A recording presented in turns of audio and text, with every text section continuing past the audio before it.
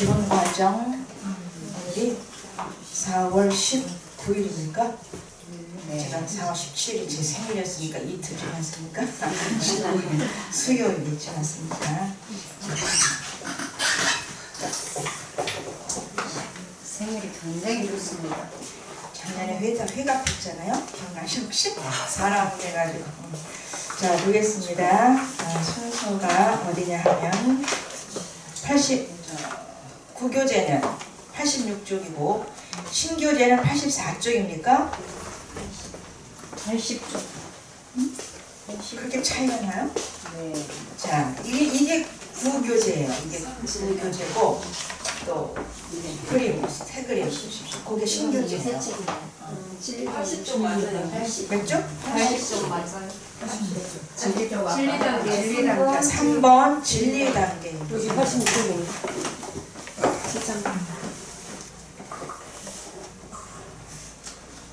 자, 진리단계.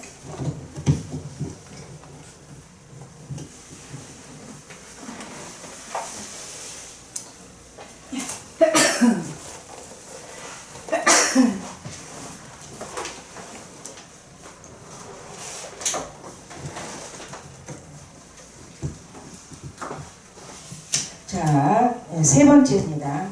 지금 우리가 그 영의 부분에 대해서 기본과정 공부를 하는 거예요. 앞 시간에는 우리 박 목사님께서 윤리 단계에 대해서, 뭐에 대해서요? 영의 부분에 대해서. 혼이 아니고 몸도 아닌 영의 부분에 대해서 하시는 겁니다. 똑바로 구분 지을 수 있죠? 영과 혼과 이렇게 삼분설적인 부분으로, 여기서는 훈련원에서 3분선으로 가요. 3분선으로. 그래서 이제 그 영의 구원을 말씀하는 겁니다. 그러니까 구원을 받았다. 뭐가? 영이 구원을 받았다는 거죠. 영이 구원을 받은 후에 그것이 기본 구원이라면 이제 그 다음에는 이제 혼도 구원을 받으셔야 되는 거죠. 그래서 바른 혼, 정말 똑똑한 혼, 영을 순종하기 위해서 훈련받아줘야 될 청지기로서의 역할을 잘 감당할 수 있도록 또 혼을 구원시키는 그 훈련을 또 해야 됩니다. 자, 이 시간에는 이제 그 부분에서 자연 단계 지나고 윤리 단계 지나고 속사람 영에 대해서의 진리 단계를 보는 겁니다. 89년. 세 번째, 진리 단계란 어떤 것인가 한번 읽어보겠습니다. 자, 성령의 구원 사역의 진리 단계는 영혼이 중심이 되어 하나님의 말씀이 지켜지는 초기 단계다. 하나님의 말씀과 성령님의 역사하심으로 우리 안에 신령한 집이 점차적으로 지어지고 그리스도인의 성적 신분으로 살아들기 시작하는 단계이다. 따라서 이 단계에서는 그리스도인의 영성적 신분에 맞도록 가치관이 바뀌어져 갈 뿐만 아니라 그에 따른 삶 또한 바뀌어져 간다. 여기까지만 쭉 보겠습니다. 우리 앞 시간에 앞타임에 이 말씀 해주셨어요. 영과 혼에 대해서. 개혁개정은 거의 다 신약의 그 소울의 부분을 그냥 영혼으로 거의 90%가 이렇게 개혁이 해석이 돼 있어요. 이렇게. 그래서 특히 그 원어를 해석한 킹 제임스 성경에는 이게 거의 80% 언어적으로 이렇게 해석이 되어 있습니다. 그러니까는 구약이 거의 다 혼을 얘기하거든요. 그런데 구약의 말씀을 보면 거의 다 영혼으로 같이 이렇게 영혼으로 해석이 되어 있어요. 그런데 분명히 영과 혼과 몸과 관절과 골수, 관절과 골수가 뭐라 그랬어요? 몸에 들어가는 거잖아요. 육에 속하는 부분입니다. 그래서 영과 혼과 몸을 찔러 쪼갠다. 그래서 3분설적인 부분을 데살로니가전서 5장 23절 그 이하를 쭉 두고 얘기하십니다. 이것을 똑바로 인식하고 잘 알아야만이 헷갈리지가 않아요. 나중에 가면. 그래서 영이 뭔지 혼이 뭔지 성장했다고 하는데도 헷갈려하는 겁니다. 그래서 혼이 움직이는 곳, 영이 작동하는 곳, 그 출처가 다 틀려요. 움직이는 부분이 틀립니다. 확실하게 틀려요. 자, 혼의 부분은 머리로 보시면 돼요. 특히 이성의 부분 머리 쪽으로 보면 되고, 영은 그야말로 마음이라고 하는 부분. 마음, 여기 내면이라고 그러죠. 그래서 심령에 대해서 하나님의 인격을 체험하고 구분 지을 수 있는 부분은 머리가 아니라 어디다? 우리의 속, 마음이라고 하는 부분. 그래서 혼과 영 이렇게 일어나는 것이 틀려요. 성령께서 은사로 역사하시는 부분은 혼과 몸, 그 육체라 그랬거든요. 육체, 은사가 임하는 곳, 은사를 체험하는 곳이 육체라고 하는 부분인데 그 육체를 혼과 몸이다 라고 이렇게 표현을 합니다. 그래서 영에게는 성령의 이중적 사역에서 영에게는 생명적인 역사, 그 다음에 혼과 몸, 육체에게는 은사적인 역사. 그래서 두 종류의 성령 충만을 말씀하십니다. 다 아시고 계시지요. 또 강의를 처음 접하시는 유튜브를 보시는 분들도 이 부분은 명확히 인지, 머릿속으로 잘 구분지어서 넣어놓는 것이 중요합니다. 그래야 헷갈리지가 않습니다. 성장을 했는데도 혼이 어디서 움직이는지 영이 어디서 나타나는지를 모르는 분들이 꽤 많더라고요. 훈련을 받고 쭉 상담을 하다 보니까. 그래서 똑바로 자, 혼이 주로 혼으로, 즉 이제 자기 세계라고도 얘기하고 또 자기 주관, 자의식이 일어나는 곳이 다 어디다? 머리 쪽이다. 아주 쉽게. 그리고 이제 속사람 영이 우리 안에서 성령께서 내적인 역사를 통해서 영이라고 하는 부분을, 그래서 혼이 영을 선택할 때 영혼이라는 영혼, 그때를 영혼의 감정이라고 얘기합니다. 그래서 앞 시간에도 목사님 말씀해 주셨어요. 여기 이제 영혼이라고 이렇게 말씀을 해주셨는데 책 내용은, 그래서 구분지어야 될 부분은 이제 성숙하기 전에 성숙이 되면 혼이 많이 성장을 합니다. 혼의 의식 부분이, 가치관이 하나님께서 그래 그 정도면 됐다. 물론 예수님의 혼 어느 정도인지는 뭐 우리랑 비슷할 거예요, 거기. 자, 그 정도면 되겠다라고 하는 단계까지 혼도 성장을 시킵니다. 혼도 성숙시켜요. 그 다음에 그 혼의 성숙이, 혼의 가치관이 성경적이고 또 예수님 중심적이고 특히 그 인격의 부분 정도 됐다면은 이제 그때 영혼이 된다고 하는 거예요. 영만큼 혼도 성숙이 됐을 때를 영혼이라고 표현한다고 오전에 말씀드리셨죠. 그래서 영과 혼을 뚜렷하게 구분짓는 그 의식이 필요합니다. 그래서 진리 단계쯤 되면 이 혼이 그 눈치를 차려요. 혼이 눈치를 차려서 말씀을 지켜드려야만이, 말씀을 잡고 양보해 드려야만이 집이 지어지는구나. 그러면서 혼 자체가 스스로 자각을 하면서 스스로 이제 영혼에게로 이렇게 바짝 청지 역할을 하려는 자격이 생기더라고요. 그래서 그쯤 돼야 그래 이제 너 신령한 집 줘도 된다라고 하는 사인을 받는 거더라고요. 그쯤 가야 사인을 주세요. 그쯤 가면 이제 앞으로도 나오겠지만 아주 진리 단계쯤 되면 감각이 예민해집니다. 속사람의 감각도 예민해지고 혼도 혼 나름대로 이제 말씀을 부지런히 살피려고 그래요. 혼도 말씀을 자꾸 붙들려고 합니다. 혼이 영중심, 하나님 중심으로 가려고 열심히 애를 써요. 이게 많이 이제 그 부분이 어느 정도 됐을 때에 그래 신령한 집 짓기 위해서 내 혼이 거치는 것이 없도록 말씀을 붙들어줘야 되겠구나라고 자각을 합니다. 그때쯤 되면. 자, 보겠습니다. 그래서 이제 그리스도인의 영성적 신분이라는 말이 있습니다. 자녀, 왕, 성전, 제사장, 신부, 이 5가지 신분으로 사라질 수 있도록 초기, 이것이 진리 단계에서부터 조금씩 시작이 돼요. 시작이 되면서 체험할 수 있도록 이끌어가 주십니다. 자, 엄청 덥지? 자, 이 진리 단계에서의 가장 핵심적인 주제는 신령한 집을 짓는 생활이라고 했어요. 신령한 집을 짓는 생활. 신령한 집을 지어가기 때문에 이 생활이 그렇게 결코 순탄하진 않아요. 결코 쉽진 않습니다. 자, 신령한 집을 지어놔야 쉬운 거죠. 집을 짓고 가는데 집을 막 지금 우리들도 그렇잖아요. 보이는 집을 지을 때도 짓는 기쁨은 있어요. 그렇지만 거기 들어가서 잠을 자고 뭐 거기 들어가서 밥을 해 먹고 뭐 싱크대를 놓고 어떤 화장실 온전히 이렇게 만들어지고 그런 건 아니거든요.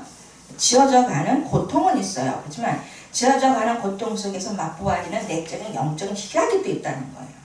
그래서 이제 그 신분으로 사라질 수 있도록 하는 것을 기준으로 하면서 그쯤 돼야 신분의 삶이 좀 사라져야.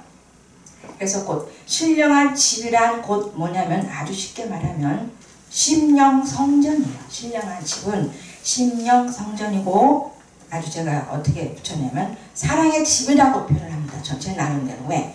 그쯤 돼야 진리쯤 돼야 그 심령의 맛이 더 짙어지니까 그 심령 곧 사랑과 연결이 되더라고요. 사랑과 연결이 돼서 신령한 집은 사랑의 집을 짓는 거구나 라고 제 나름대로 깨달아 주신 부분들도 있어요. 자, 이 진리 단계에서 가장 핵심적인 건 뭐라고 했습니까?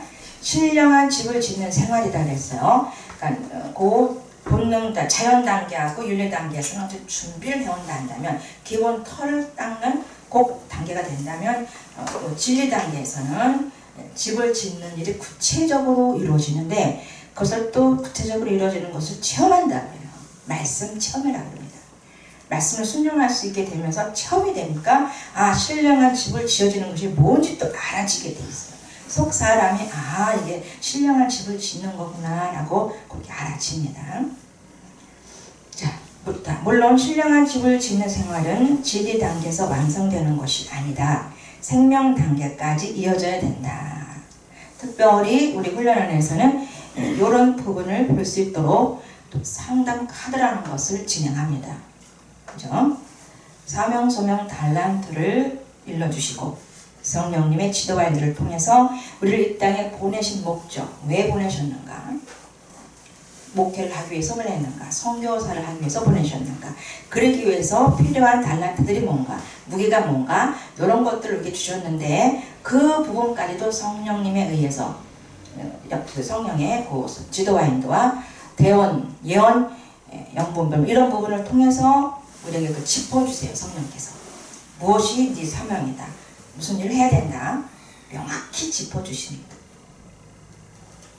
네, 그래서 이 영성훈련은 상담 없이 갈 수가 없습니다. 기본이 상담입니다. 그래서 본인의 사명 소명을 필히 알아야 되고 또 내가 영적인 현주소, 내가 어느 만큼 성장해 있는가, 애굽에 있는가, 영적인 구속사적으로 내가 애굽 땅에서 아직도 헤매고 있는가, 아직도 사단에게 종속이 돼서 육체대로 따라 살고 있는가, 원망, 불평, 짜증을 여전히 하고 있는가.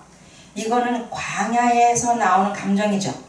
광야에서 맛보는 감정, 주로 뭐죠? 원망, 불평, 짜증인 것은 광야 것인데 어디서부터 갖고 왔어요? 저 애굽에서 갖고 온 거거든요. 애굽서부터 붙어져 있는 그 육에 붙어져 있는 그 악성, 독성, 죄성들을 통해서 우리 안에 나오는 이것도 생성되죠? 이 부분도 생성되는 부분들입니다. 관행, 짜증, 원망, 불평, 사단이 일으키는 것들이죠. 죄의 산물들. 그래서 그것이 생명 단계까지 이어진다. 진리 단계까지. 애국과 광야와 진리 생명 단계. 애국과 광야는 기억나시죠? 애국, 광야, 가나안. 이렇게 가나안은 현세 천국이라고 그러잖아요. 그리고 가나안의 원뜻은 쉼이란 뜻이 있고 노아란 뜻도 쉼이란 뜻이 있다고 합니다. 자, 그래서 광야는 완전히 사단에게 종속돼서 산다. 세상에 속해 취해서 산다. 영이 죽어있다. 죽어있어요. 그래서 십자가 사건, 홍해 사건이 그 영을 살리노라 그랬잖아요. 물세례가 뭐라 그랬습니까? 땅에 속해 있는 육적 존재를 물, 성령을 대표하잖아요. 성령 세례를 받음으로, 곧 성령 충만함을 받음으로 속사람이 거듭나는 역사. 예수님 십자가 사건에 의해서 성령께서 파송되잖아요. 특히 십자가 사건에 세 가지 큰 의미가 있죠. 첫 번째는 뭐죠? 죄를 제사장이 필요가 없어. 제사장한테 갈 필요가 없어요. 제사장한테 갈 필요가 없어요. 그렇죠? 예수님이 대제사장이 되었기 때문에 완전 하나님께만 그냥 직구하면 되죠. 정말 십자가 사건에 의해서 제사 제도도 바뀌어지고 또 완벽한 대제사장이 누가 됐어요? 예수님이 되셨기 때문에. 그 다음에 두 번째는 뭡니까? 십자가 사건을 통해서 첫 번째가 짓고, 두 번째가 주요. 또 잊어버렸네. 세 번째가 성령님 파송입니다. 두 번째 혹시 기억나시는 분 계세요? 맞다. 성전제도가 바뀌었죠. 첫 번째 다시 첫 번째 뭐라고요? 십자가의 세 가지 사건. 짓고 할 수 있는 제사장이 필요 없어요. 누구 찾아갈 필요가 없어요. 짓고 하니까 1대1로 짓고 할 수 있게 되고, 그 다음에 성전제도가 바뀌었어요. 세 번째 성령님이 파송되었다. 그래서 우리 안과 밖에 내적으로 외적으로 왔다 갔다 하시면서, 외적으로는 능력을 입혀주죠. 방언, 통역, 예언, 심유, 능력, 영분별, 믿음, 지식의 말씀, 지혜의 말씀을 입혀가시고 순서대로더라고요. 그 다음에 영에게는 생명을 주셔서 죽었던 영이 로마서 6장의 말씀, 그것이 그대로 우리에게 이루어집니다. 중생할 때, 그렇죠? 함께 죽고 함께 사는 역사가 중생할 때 일어나는 거잖아요.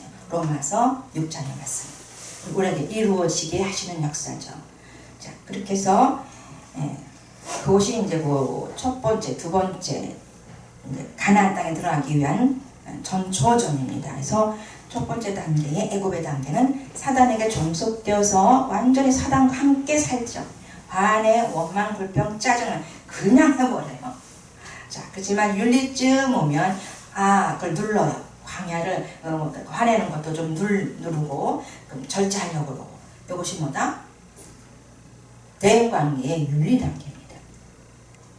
뭔가 조정을 하려고 그래요. 아직도 말씀대로 지켜가지는 못해요. 그래서 대인관계 윤리 단계는 그저 올라오는 감정을 누르는 정도, 본능 단계는 그냥 막 쏟아내는 거예요. 그래서 중생이 됐어요. 자, 영이 살았어요.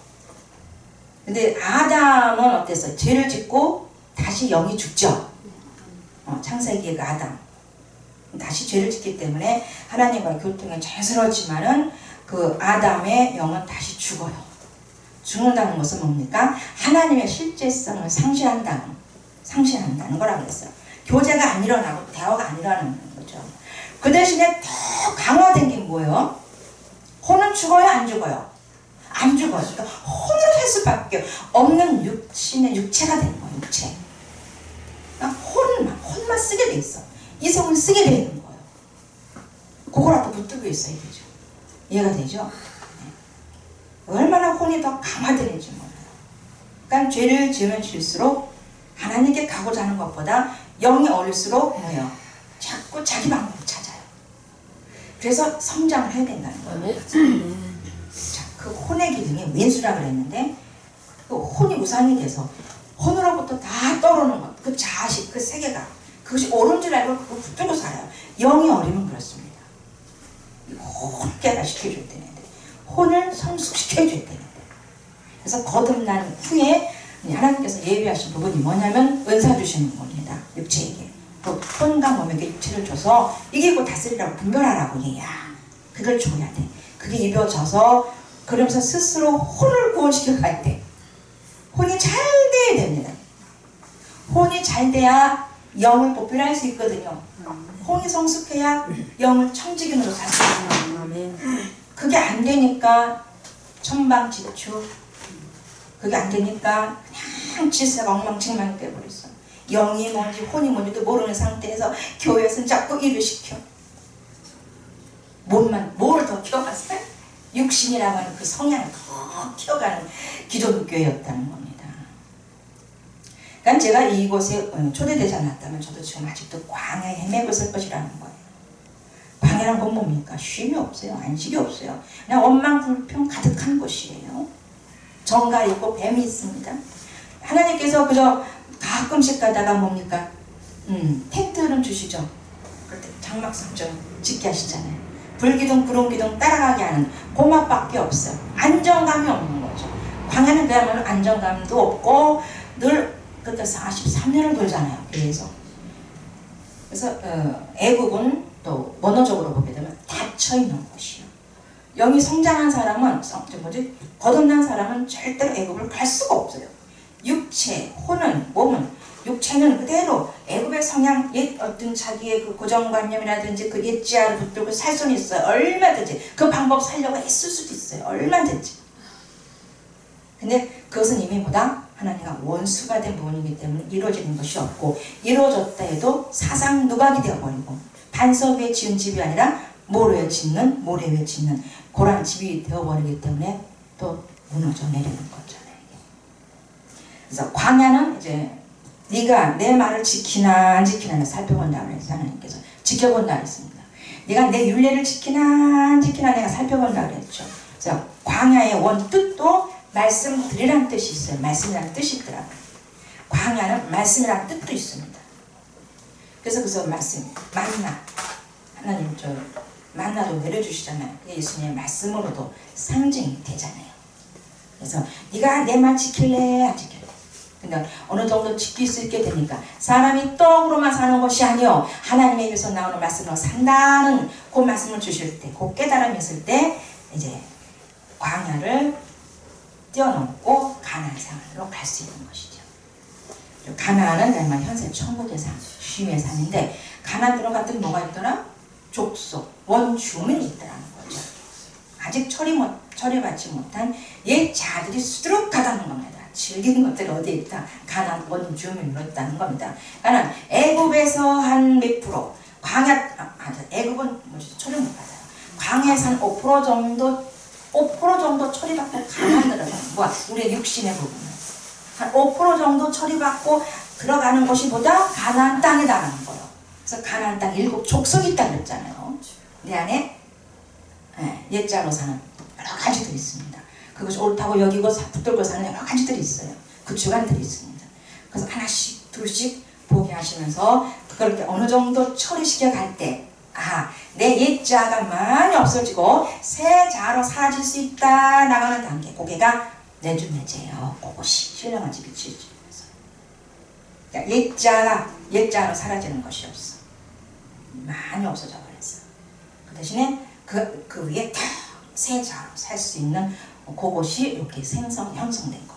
그것을 갖다 뭐라고 한다? 내주되게 됐다는 겁니다. 신령한 집이 지어졌다는 거가 되겠어요.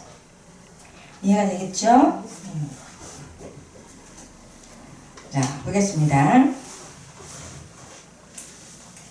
자, 다시 또 읽을게요. 이 장계에서의 가장 핵심적인 주제는 신령한 집을 짓는 생활이다. 물론 신령한 집을 짓는 생활은 진리 단계에서 완성되는 것이 아니라 생명 단계까지 이어진다.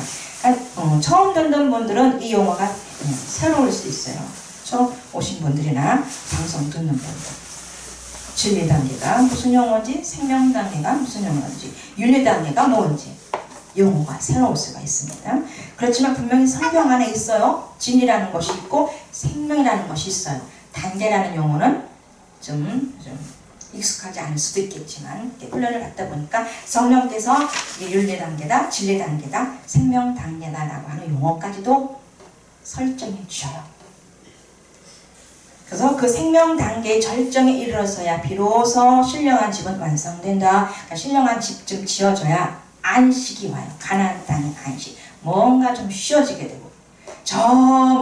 안식에 들어간 자는 뭐라 그랬습니까? 히브리서 4장에 저 안식에 들어간 자는 자기 일을 쉬느니라. 혼의 일을 쉬느니라. 자기 세계를 어느 정도 이제 처리받았어. 자의식이 안 떠오른다 정도.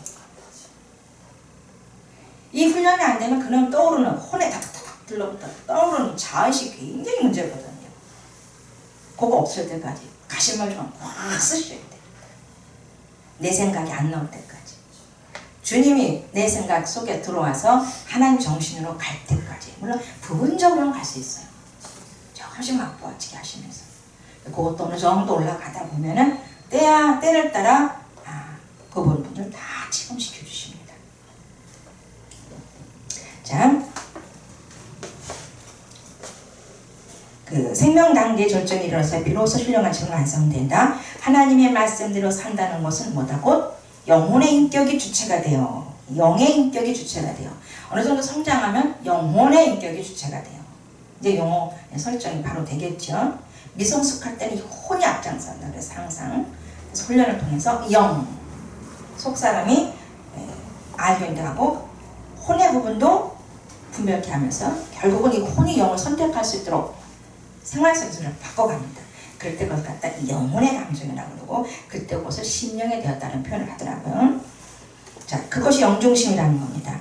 성경 말씀의 원래 의도대로 지켜지는 것을 말하는데 이러한 삶이 원활하게 이루어지려면 어떻게 생명 단계라는 데 들어가야 된다는 겁니다. 자, 생명은 영생을 얻은 자들이 쓰는 용어가 생명이잖아요. 비오스의 생명이 아니라 뭐다? 영의 조의 생명을 얘기합니다. 영이 맛보는 생명, 희락이잖아요. 조의 생명의 맛.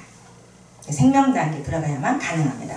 쉬고 싶다면, 마음의 평안을 늘 이루고 싶다면 이 생명 단계에 들어가야 되는데 최소한도 좀 시간이 조금은 요구가 되는 부분들입니다.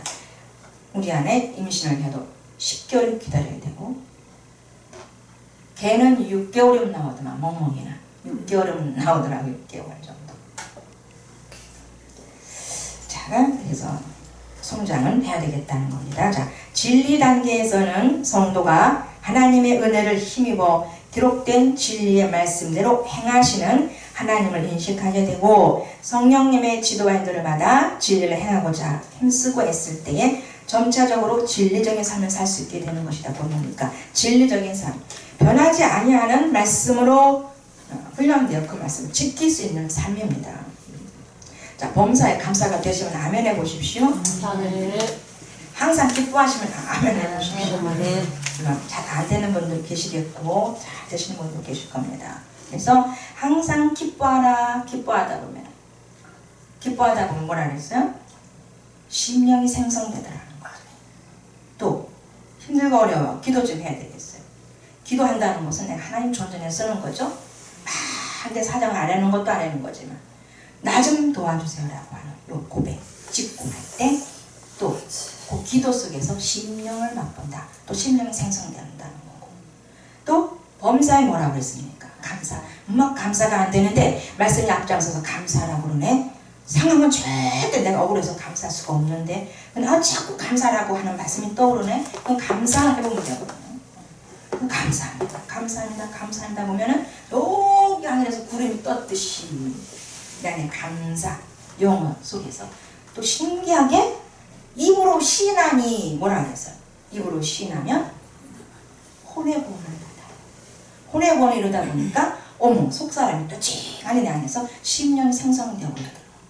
혼의 구원은 뭐예요? 생각의 구원. 생각의 부분 어디로 갔다? 세상으로 갔다가 다시 말씀 하나님 중심으로 갔다는 거거든요. 이 혼이 생각, 세상을 향하다가 하나님을 향하니까 희한한 영상이 일어나. 자동으로 일어나요.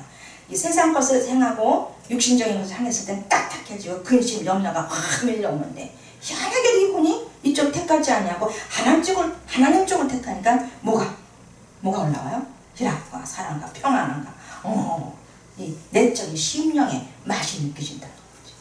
그래서 혼의 선택이 굉장히 중요하다. 혼의 의지, 자유의지가 엄청나게 중요하다. 혼의 자유의지가 할 일이 너무 소중하게 하는 겁니다. 그래서 이 혼의 의지를 성령으로 길들이시는 것이 영성훈련입니다. 자, 하게 하셔요. 임신하는 아이는 어떻게든 나와. 사상만 안 돼.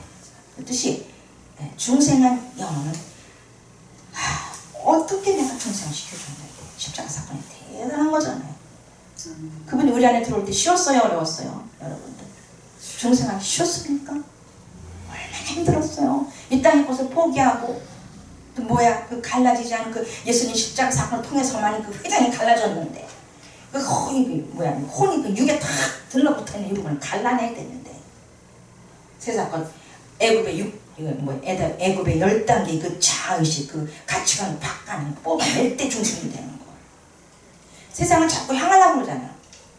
세상 거 자꾸 교회를 다니면서도 또 이것만 저것만 이거 하고 싶고 또 이런 방법 쓰고 싶고 집도 좀 짓고 싶고 아들 잘 됐으면 좋겠고 이런 것들 이런 게 뭡니까? 다 애굽의 그 10단계 속에 들어있는 부분이 있어요. 그게 처리시키잖아요. 그래서 결국은 뭐다? 그냥 하나님만 따라가야 되겠구나. 세상 거 다 포기하고 말씀만 잡아야 되겠구나. 그래서 말씀 잡았어요. 누가? 혼이 잡은 거예요. 혼이 잡고 이제 영에게 1위를 할 수 있는 그 순간순간 조금씩 되는 거죠. 자, 이렇게 점차적으로 점진적으로 성장하게 되어 있습니다. 넘어갑니다. 진리 단계의 자바세입니다. 그래서 가나안 땅에 들어가서의 자바세를 한다는 거예요. 내 안에 나와 된 귀신들이 들죠. 주가는 뭐라 그래서 타락한 자존심이라고 했어요. 자, 우리의 육체는 진리를 깨달아 행할 수 있는 능력이 없다. 우리는 죄성으로 인해 하나님의 형상을 잃어버렸고 하나님을 상실했어요. 하나님의 영, 내 안에 영이 계신데 하나님이 계시는데 계시는 느낌도 잃어버리고 계시다고 하는 어떤 그 형상을 잃어버렸다. 뭐 때문에? 죄 때문에.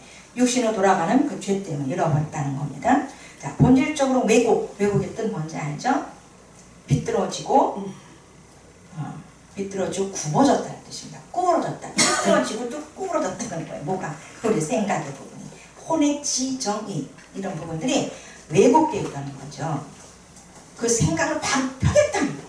삐뚤어진 그런 부분들을. 그래서 모든 행함은 하나님 앞에 옳다 인정함을 받을 수가 없죠. 그런데 성숙하고 장성해 가는 그 안에 들어가게 되면 하나님의 형상을 입고 살아가야 되는 그 단계가 오게 되면은 영혼이 하는 일이야. 혼이 성숙하면 함께 하는 거기 때문에 네 말이 내 말이고 내 말이 네 말이고 이것이 동행이구나. 이 혼이 성숙한 혼은 하나님 정신으로 확 바꿔진 혼은 잠잠하죠. 하나님 뜻대로만 행하려고 하고. 그래서 영혼이 거듭난 자랄지라도 성숙지 못하면 영혼의 의도대로 행하기보다 육체의 소욕으로 행할 때가 많아서 쓴뿌리를 낼 수밖에 없다. 그래서 항상 지도와인들을 받아야 되는 기본 의식을 갖고 있어야 됩니다. 늘 묻자. 성령께 묻자. 지금도 묻죠. 성장해도 묻죠. 계속 물어가야 되는 거죠. 그래서 성령의 지도와 인도를 내 육체가 물으면 계속 은사가 개발이 되죠. 은사적 지각이 개발, 혼의 지각, 은사의 지각이 개발이 돼요. 영의 지각도 따로 있어요. 은사적 지각이 개발됩니다. 그냥 머리로 알아죠. 머리로 은사적으로 뭐가 다 이렇게 깨닫고 알아지게 돼요. 근데 영의 지각을 통해서는 그것이 아니라 영의 지, 영의 지식, 영의 지, 정, 의 이런 부분들이 더 풍성해져서 영의 지각이 늘 속사람의 지각이 예민해질 때 그럼 그거 방식대로 사지게 돼 있거든요. 영의 지, 정 항상 사랑의 부분, 오미의 부분 이런 부분을 계속 감정의 부분을 표출하려고 하고 의 항상 합당한 것, 영적인 것을 결단하려고 하는 부분이 늘 있고 그래서 그 영의 지정의로 살라는 겁니다. 이 훈련은. 그래서 육체의 소욕으로 행할 때 쓴뿌리를 낼 수밖에 없다. 그러므로 성령님께서는 친히 환경 조건, 사건을 조성하신다는 겁니다. 그래서 지금 현재 우리들이 속해 있는 생활, 속해 있는 환경은 내가 바꿀 필요가 전혀 없습니다. 하나님께서 이미 조성해 놓은 것이기 때문에 하나님께서 이끄신 대로만 가시면 되겠습니다. 그런데 이사도 가고 싶고 이런 부분 저도 과거에 꽤 있었습니다만 절대 아니더라는 거죠. 환경, 조건, 사건들을 조성하셔서 우리 혼에 붙어있는 고기 보십시다. 혼에 붙어있는 육적 자아를 파쇄한다고 했어요. 혼에 붙어있다고 했습니다. 혼에 붙어있는 육적 자아를 파쇄하기 위해서 고난이라는 걸 주셨어요. 고난은 하나님의 선물이라고 했죠. 오전에 말씀하셨어요. 우리 크리스찬의 두 가지 가장 큰 선물이 환난이라고 했어요. 고난, 그 다음 비오스 목숨 죽는 것이라고 말씀하십니다. 그러니까 최고의 축복은 비오스 목숨 죽는 거다. 또 살면서도 육신이 죽고 육이 죽고 영이 사는 축복. 가장 큰 축복은 비오스 목숨을 육체 장막을 두고 땅에 두고 없어질 것입니다. 땅의 것입니다. 죽는 날. 그 영혼이 하나님 앞에 가는 것. 죽는 순간 최고의 축복이라고 했거든요. 지금은 진짜 크게 선포도 하시겠고 진짜 맞고 근데 제가 성장할 때 이 소리 들으면 되게 싫었어요. 왜냐면 애도 아직도 어리고. 그런데 아니 맞긴 맞는 것 같은데 왜 크게 하면 안 되더라고요. 근데 지금은 완벽한 아멘이죠. 그러니까 그러잖아요. 박철조 집사님 얘기했던가? 박철조 집사님이 그 동생분에게 얼마 전에 나타났대요. 꿈속에 나타나가지고 그 식당, 지금 현재 우리가 거주하는 그 식당에 나타나셨는데 가보니까 식당에 그 오빠가 앉아있대. 박철조 집사님. 그 아주 그 멋있는 예쁜 젊었을 때 가장 그 이쁜 모습으로 있어서 보니까 어머 동생분이 이렇게 보니까 어머 오빠인 거야. 저 박철주 오빠인 거야. 그래서 이제 반가워가지고 오빠 죽었잖아 이랬다는 거야. 오빠 죽었는데 왜 여기 왔어 이랬다는 거야. 놀랬었고 놀란 거야. 그때 오빠가 하는 말 웃으면서 나 안 죽었어. 나가 누구예요? 영이에요. 나가요. 우리의 나는 누구예요? 영이에요. 나 안 죽었어. 그래서 내가 있는데 얼마나 좋은지 알아 너? 그러더라는 거예요. 근데 그날이 자기 생일이랬던가 오빠 생일이었다는 거죠. 네. 그래서 아들한테는 가끔씩 가다 보여주는데 그 철조 집사님 자꾸 나타나서 그 아이를 교육시키는 것 같아요. 근데 자기한테 이렇게 안 나타나더래. 그래서 하나님 왜 나는 오빠한테 안 보여주시냐고 그랬더니 하나님께서 그걸 들으시고 그렇게 보셨다는 겁니다.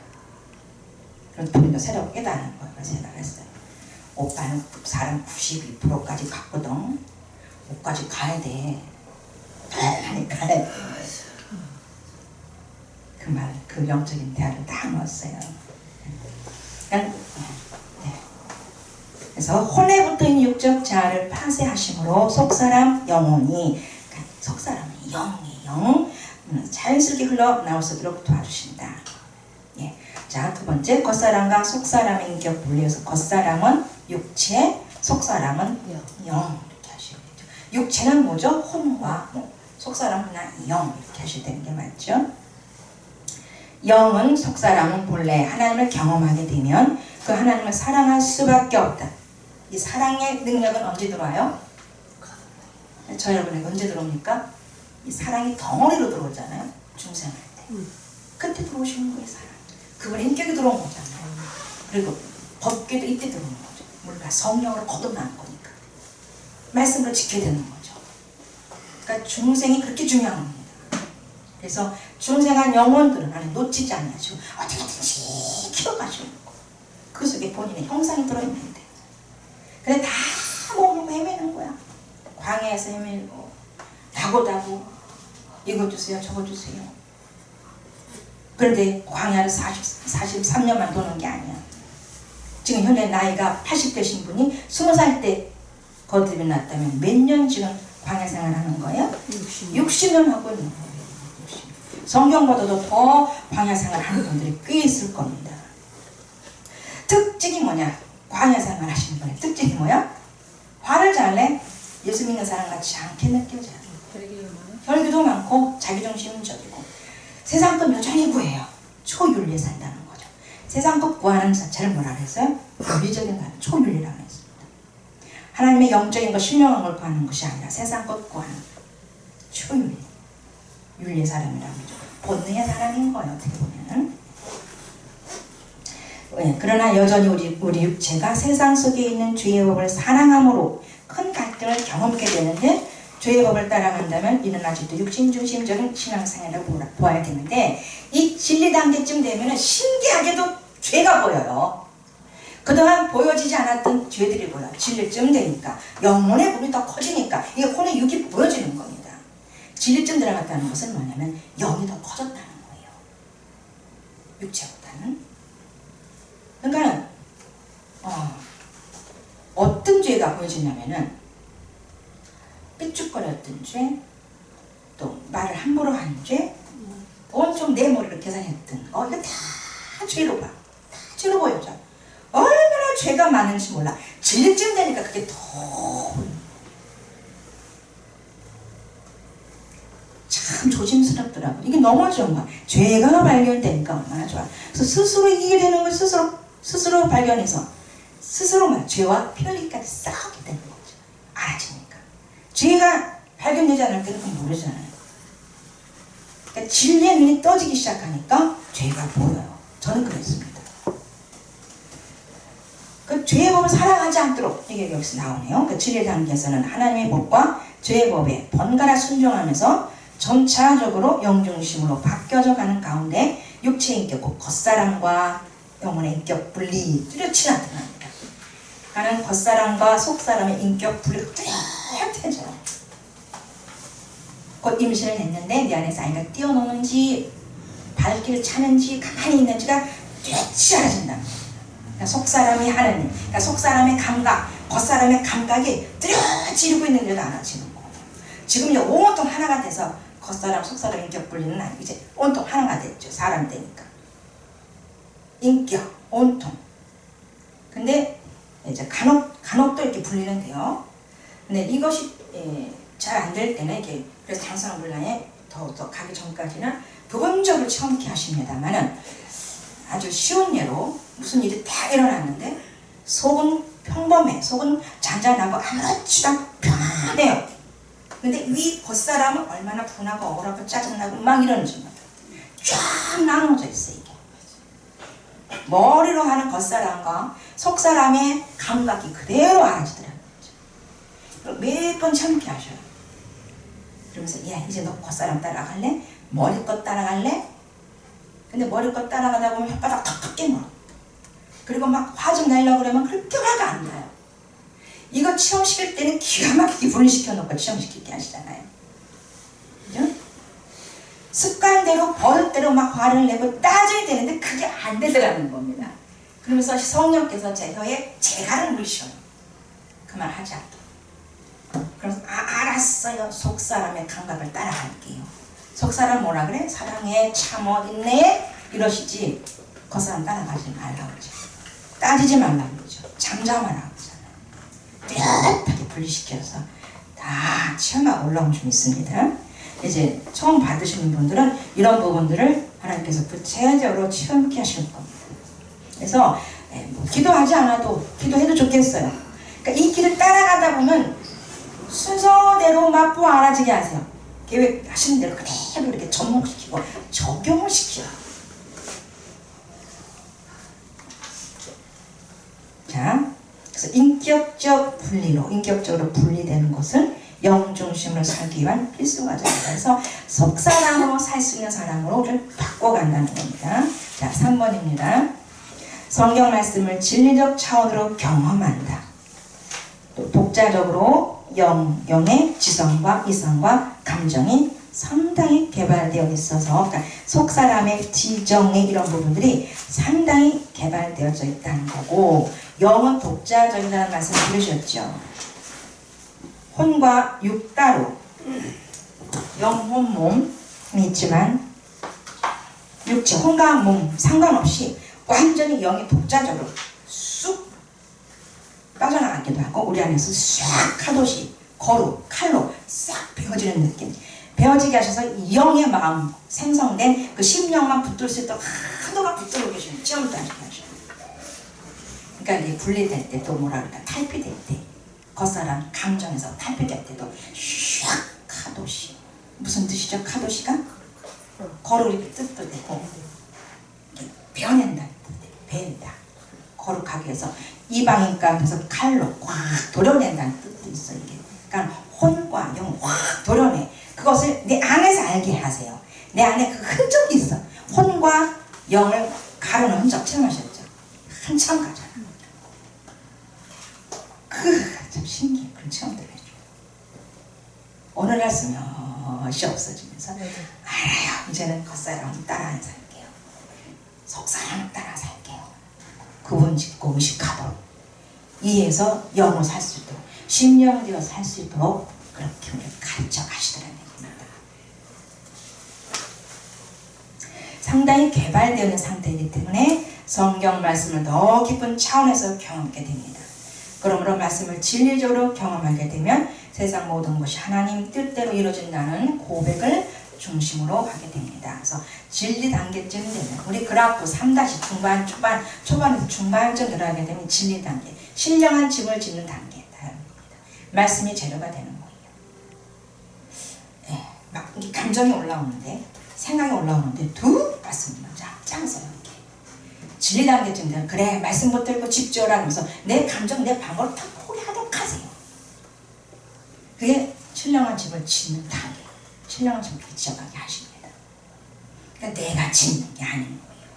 사건 만드시고 말씀 주시고 그렇게 하면서 신령한 집을 하나씩 벽돌 쌓듯이 이렇게 사랑의 사람으로 조금씩 바꿔 가게 하십니다.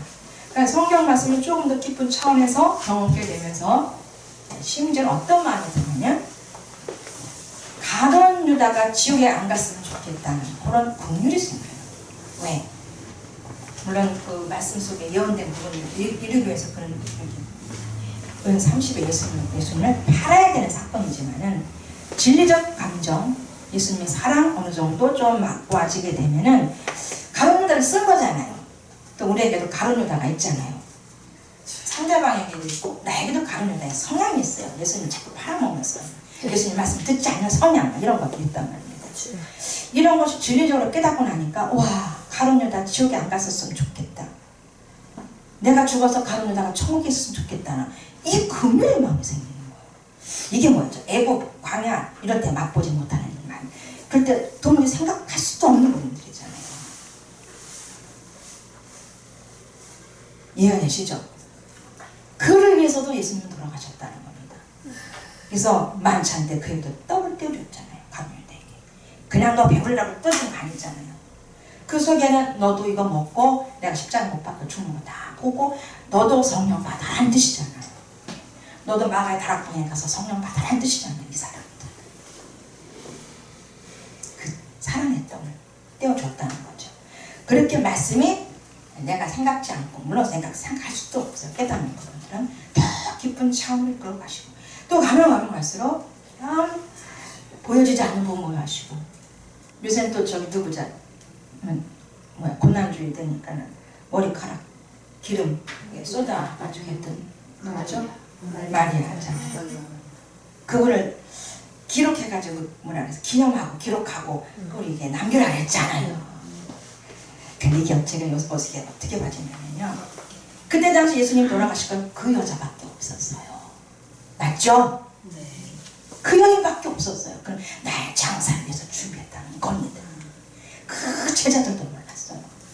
오로지 그 마르다의 동생 마리아만 아신 거죠. 하나님 그에게만 고 주신 거, 그 여인에게 하나님 주신 거죠. 성령께서 주신 거죠. 그래서 그런 막달라 마리아 찾아갔던 마리아 거기도 안 찾아가고 무덤에 안 찾아가잖아요. 그의 이름은 없어요. 그죠? 그 이름은 없고 그들이 그 예수님 시체 바르려고 그들 준비해가는 거 있잖아요. 그거 이미 끝났잖아요. 그걸 가져갈 필요도 없고 그러니까 거기 안 나타나는 거. 그러면서 어떤 계획이 뭐냐면 자, 이 사람 되어가는 과정을 들은 저와 여러분 그게 많아요? 안 많아요? 안 많아요. 처음에 몇 명 시작했어요? 이걸 듣고 사람 되어 분 1호 선택하시고 2호, 3호, 4호 지금 와, 이 죽어야만이 힐맨 안에서 사람 되어가는 이 과정 여기에 초대해 주신 우리 그래서 날마다 그 머리 크걸로 예수님 발 닦고 있습니다. 항상 향기 나는 사람, 신명의 사람, 죽어진 그 상태에서 예수님 발을 닦아야만이 신령된 존재로 살 줄 믿습니다. 이렇게 비유가 되는 거예요. 제가 요새 이렇게 깨달아 주시더라고요. 그 숨겨놨던 그 영혼, 숨겨놨다가 저여러분들 끄집어내셔가지고 다음 단계 훈련시킨 저는 어마어마하게 많은 사람들이 지나갔지만 훈련을 받아갔지만 이 소식을 이제 듣고 오는 분도 계시고 물론 이제 들어오게 되면 훈련을 받다 보면 이제 그런 기름을 준비한 마리아처럼 그런 삶을 살 수가 있겠죠. 자, 시간이 거의 다 되었는데 욥의 말씀 끝낼게요. 55분까지 하세요. 여기까지 책 여기까지 읽고 여기서 자 읽고 마치겠습니다. 함께 읽습니다. 욥이 여호와께 대답하여 가로되 나는 미쳐 나오니 무엇이라 주께 대답하리까. 손으로 내 입을 가릴 뿐이로소이다. 내가 한두 번 말하였사온즉 다시는 더 하지도 아니하겠고 대답지도 아니하겠나이다. 깨달음이 그래서 하셨죠. 자기가 변론하고 자기 세계를 펼치고 자꾸명각 변명을 하고 합리화시켰던 부분이 종식되죠. 인식의 종말이 온 거예요. 자, 욥이 여호와께 대답하여 가로되 주께서는 무소불로 하시오며 무슨 경영이든지 못 이루실 것이 없는 줄 아오니 무지하는 말로 위치를 가리는 자가 누구이니까. 내가 스스로 깨달을 수 없는 일을 말하였고 스스로 할 수 없고 헤아리기 어려운 일을 말하였나이다. 내가 말하겠사오니 주여 들으시고 내가 주께 묻겠사오니 주여 내게 알게 하옵소서. 내가 주께 대하여 귀로 듣기만 하였사오더니 이제 눈으로 주를 배움나이다. 그러므로 내가 스스로 화나고 댓글과 제 가운데서 회개하나이다. 욥기서 41장 1절로 6절을 생명을 얻는 것으로 본다고 했죠. 중생으로 본다고 했어요. 중생 부모도 본다고 그런 말씀도 해주셨는데 귀로만 윤리적으로만 육신적으로만 그렇게 말을 하고 했었는데 이제는 영의 눈으로 하나님 영이시기 때문에 영의 눈으로 배움나니 이렇게 말했어요. 그럼 내가 스스로 하나고 댓글과 제 가운데서 회개합니다. 그동안 쭉 새 친구가 변론하고 했던 모든 부분 자기 주관, 자기 의식, 자기를 스스로 내세웠던 존재, 인간의 존재에 있었던 부분을 이제 또 알고 쫙 적어내리는 거죠. 자, 주의 말씀의 맛이 내가 어찌 그리 단지요 내 입에 꿀보다 더하니이다. 주의 법도로 인하여 내가 명철게 되었으므로 모든 거짓 행위를 미워하나이다. 주의 말씀은 내 발의 등이요 내 길의 빛이니이다. 사람이 많은 탈취물을 얻은 것처럼 나는 주의 말씀을 즐거워하나이다. 시편의 말씀입니다. 이렇게 마치겠습니다. 감사합니다.